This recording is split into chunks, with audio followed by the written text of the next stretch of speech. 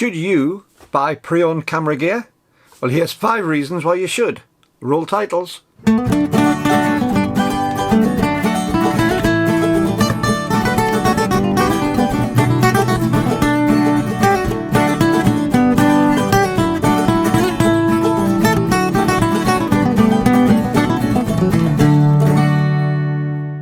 Hi, Brian James at Micro Four Thirds Guide with you once again. And if you remember in the last video, I talked to you about 5 reasons to buy a new camera or lens. Well, in this one, I'm going to be seeing the other side. Oh, but there was a link above to the previous video. In this one, I'm going to be looking at the other side. I'm going to give you 5 reasons why I consider it's worth looking at second-hand or pre-owned equipment. So keep watching, and don't forget there's a bonus point at the end. So once I've done the 5, there's an extra little bonus reason why I think it's worth buying used equipment. Now before I go on, if you're not a subscriber to the channel, please hit the subscribe button below. If you're not, why not? It's free, you might as well. And while you're down there, hit the little notification bell and tick the all, and that'll get notifications every time I upload a new video. Plus, don't forget to give a thumbs up. That really is important for the channel, because that lets YouTube's algorithms know that you've liked the video, and they'll spread it so more and more people can see it and they can benefit from watching it too. And if you did enjoy it, there's a couple of links below. One is if you want to give me a donation through PayPal to support the channel, and there's also the link to the new Patreon channel, which there's a link above to the video launching that, so you could become a patron of the channel. However, back to the review of 5 reasons for buying a second-hand camera or lens. Well, in 5th place, straightforward and very easy. If you're buying a camera from a reputable third-party dealer or a reputable third-party online camera seller, you almost certainly get some form of warranty on that, whether it's a 3-month, a 6-month, or even a year's warranty on your equipment. So you can buy fairly safe in the knowledge that if you buy it, it's going to work and it's going to carry out its functions properly. And when I'm talking about third-party online resellers, I'm talking about the big ones, the MPBs, the Wexers, and there's loads of them out there who've got a really big reputation to keep. So they don't want to be selling rubbish. They want to be selling good cameras, which will keep their reputation high. And they actually don't want the cameras coming back for repairs for the warranty, so they're going to be checking them. And that's the important thing. The third-party resellers and really good local dealers will know what to look for, and they'll be able to check the camera and or the lens or whatever it is that you're buying really well and make sure that it's in tip-top condition for the price that you're buying it for. Now, buyer beware on this one. There is a caveat on this. If you're buying privately, if you're buying from a friend or for somebody you've even met down the pub, or if you're buying on something like the auction sites, eBay or whatever, you don't get a warranty. There's no guarantee that that camera is going to be working as said. And yes, you can try and return it and try and get your money back, but there can be problems in that. So buyer beware if you're using those. In 4th position, the fact that you can buy older models. Now, you can't just go to a camera shop and buy yourself an older model straight off as a new camera. Or very rarely, because they've gone out of production and they don't get delivered through. But you might find an older model is actually ideal for what you want. It might fit the bill perfectly. I started my Micro Four Thirds journey with an EM5 Mark I, which was considerably pre-owned. It was older, but it was perfect. It did just what I wanted it to, and that camera's still going really well today. But you might find that you don't need all the whistles and bells of the newest model. You'd maybe not interested in astrophotography, so why would you want Starry Sky autofocus? If you're not into photographing animals, why would you want animal tracking? Maybe the newest camera's got that, but you don't need it. For the majority of photographers, I would say 90 to 95% of photographers, normal cameras will give them almost everything they need insofar as being able to take awesome photographs. So sometimes an older camera is ideal for being able to just fit that bill at a considerably lessened price. And don't forget, they are still cameras which in their day were the top-line cameras. I keep on harping on about my Olympus OMD EM1 Mark I. I've been using it today. I've been out taking photographs with my Mark I today. Yes, it's 16 megapixels. Yes, it's a design which is 9 years old now, but it's a fabulous camera. And at the time, it was the top of the range camera. It was the best camera you could get from Olympus. And it's still a superb camera now. So don't be put off by older cameras if they fit the bill for what you want. You can buy one of those Olympus OMD EM1s for about £200 or £300 now and get a superb pro level camera. In 3rd place, immediate or at least very close to immediate availability. Now, if you're going to buy yourself a new camera, it might be on the shelf, but the one on the shelf might just be a display model. You might have to sign up and wait days, weeks, even months if there's supply chain issues to get your nice new shiny camera. Well, with a good used camera, if you're going to a local dealer's, the camera which you see on the shelf will be the camera you buy physically. You can get it out the display case, you'll be able to hold it, you'll be able to check it over yourself, and you'll know that that's the camera, and it's immediately available. Once you've paid for it, it's yours and you take it home. If you're buying from one of the online third-party resellers, then it's no more than a couple of days, and you can almost guarantee that the photographs they show will be the photograph of the camera you're buying. So you know fine well it's in stock because they've taken the photographs of it. So you may have a delay of 1 or 2 days for the post to come through, but that's about all. So it gives you fantastic immediate availability, which on a new camera you may not be able to get.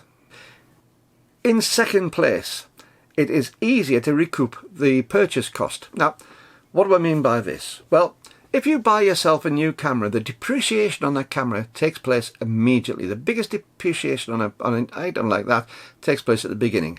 Once it's got itself down as a used product, you maybe find that you're saving 30–40% over the new price.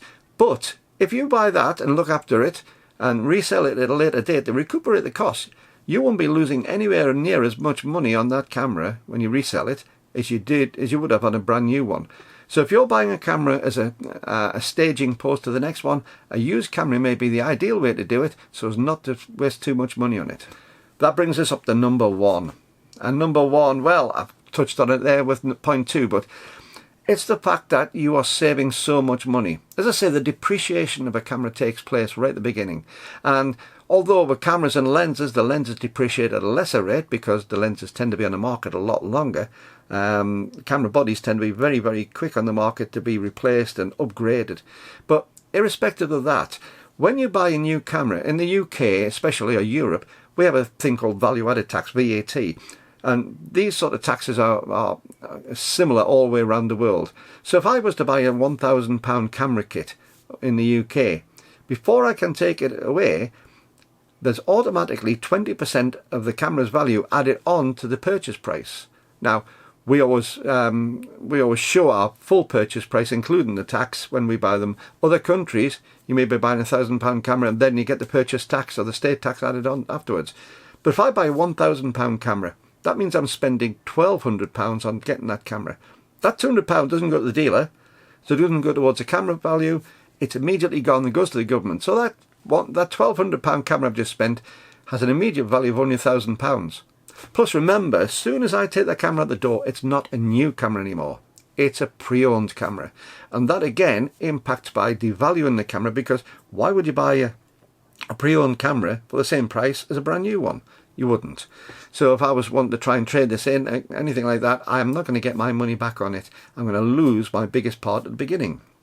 So buying a pre-owned camera can really give an advantage. Now, we did say a little bit earlier about the fact that some of the older models are there. Now, older models are great because you can get all the facilities, but it doesn't have to be an older model. But if we look at one case in hand, the new Olympus OM5 has just come out in the UK, priced at about £1,299. I've just been on to MPB, and as I say, there are other third-party resellers, but I went on MPB on that. I'm not sponsored by MPB, it's just that it's the one I tend to look on.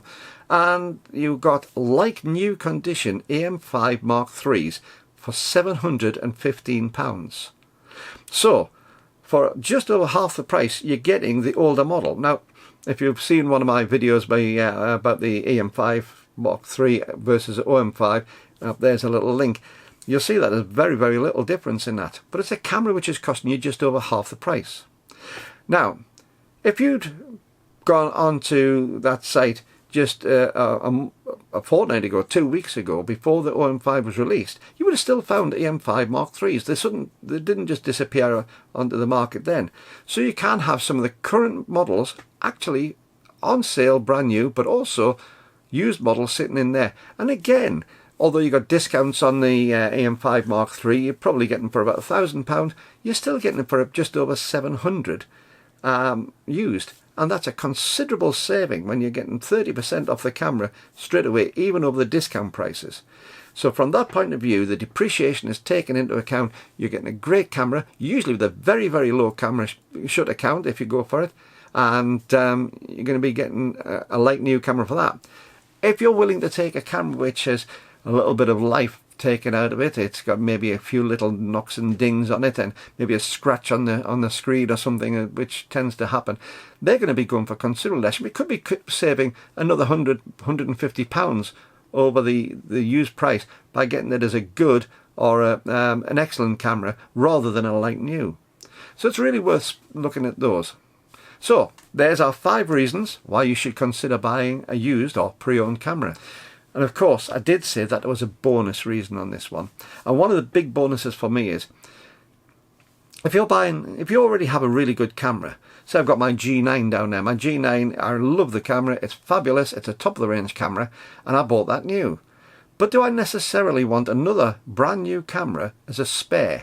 If I'm going out in the shoot somewhere and I want to just have a second camera just to make sure, because I can't afford to have that shoot go wrong, do I want to be going out and spending all that money on another top of the range camera? Well, if it's the same fit, I could get myself an older model, say a G7 or a G90 or a G95, one of those sort of lines, or even my old GX8. Same lenses, they'll take all those fittings on that, no problem, but it acts as a wonderful spare camera which I can know that I'm going to get quality out of, and it's costing a pittance of what I would have been spending on a brand new camera. So from that point of view, really is worth considering looking at pre-owned used cameras which are good quality from reputable dealers.